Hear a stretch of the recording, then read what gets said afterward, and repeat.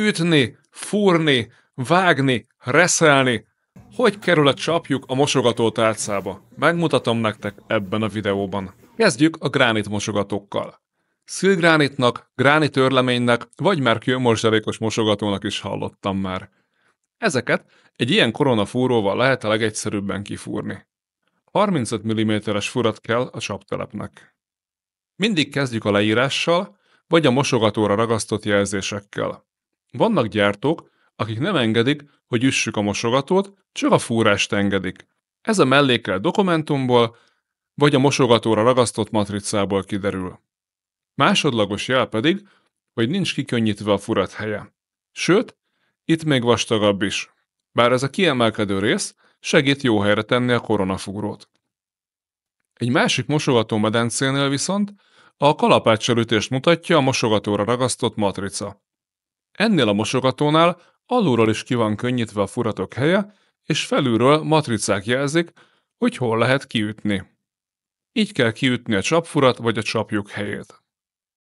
Gyárilag ugye nincsen kiukasztva, hiszen a gyártó nem tudhatja, hogy jobbos vagy balos mosogatót szeretnénk, így hova szeretnénk a csapot, illetve akarunk-e mosogatószeradagolót, ezért felülről csak egy céltáblaszerű matricát látunk, alulról pedig egy ilyen körkikönnyítést. Ahány ilyet látsz, annyiféle helyre tudod beépíteni a csapot. A kiütéshez szükséged lesz egy kis kalapácsra, és egy 8-10-12 mm átmérőjű kiütődornira, vagy ha nincs, akkor egy VDS kőzetfúróra, 8-as, 10-es vagy 12-es átmérőben. És a védőszemüvegről se feledkezz meg. A kiütőszerszámnál fontos, hogy minél tompább legyen, lényege, hogy lefelé szakítsa az anyagot, ne pedig oldalra tolja szét, mint mondjuk egy csavarhúzó. Az első ütést pont a céltábla közepére kell mérni, utána pedig le kell törögetni ezeket a kis vékony részeket, úgy, ahogy most látod a videóban.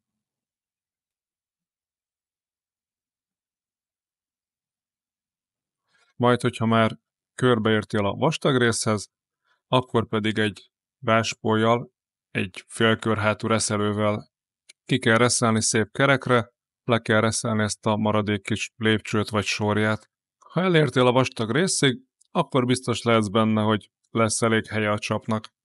Ugye, szerinted sem olyan nehéz ez? Amit még elfelejtettem, első lépésként a mosogatót be kell építeni a munkalapba, és csak utána szabad hozzákezdeni a videóban látottakhoz.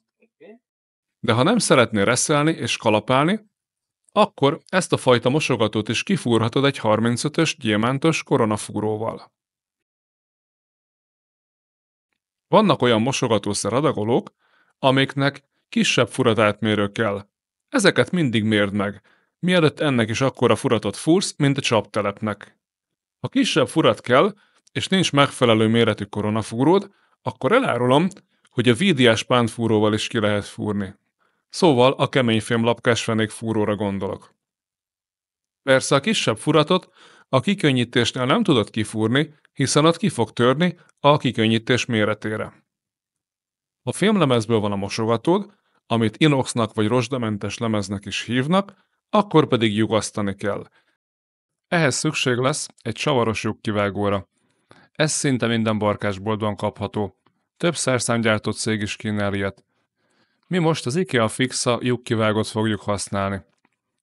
A lyukasztó 4 részből áll. Egy kisebb alsó részből, aminek a közepén egy menetes furat található, egy nagyobb felső részből, aminek a közepén egy nagyobb és menet nélküli furat található, egy csavarból és egy alátétből. Itt egy mosogatószer adagolónak kell kilyukasztani a tálcát. A lyuknak egytengelyűnek kell lennie a műanyag merevítőn lévő hellyel.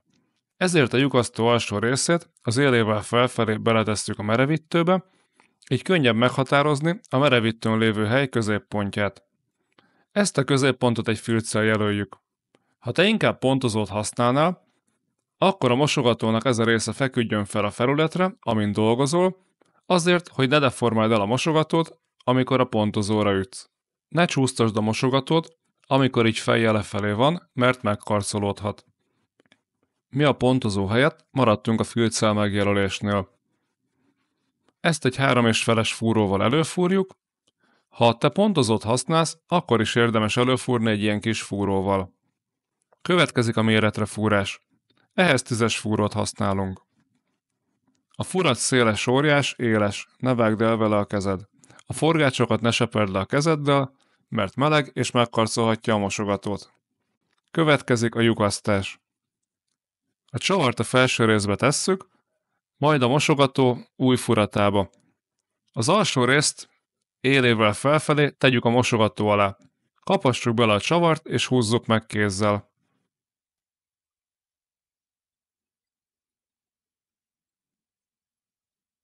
Ezután egy 16-os villáskulccsal, vagy ilyen állíthatóval húzzuk meg a csavart. Egészen addig, míg nem tudjuk felemelni a kivágó szerszámot a mosogatóról, illetve ameddig nem kezd el forogni a lyukasztó alsó része is a csavarral együtt.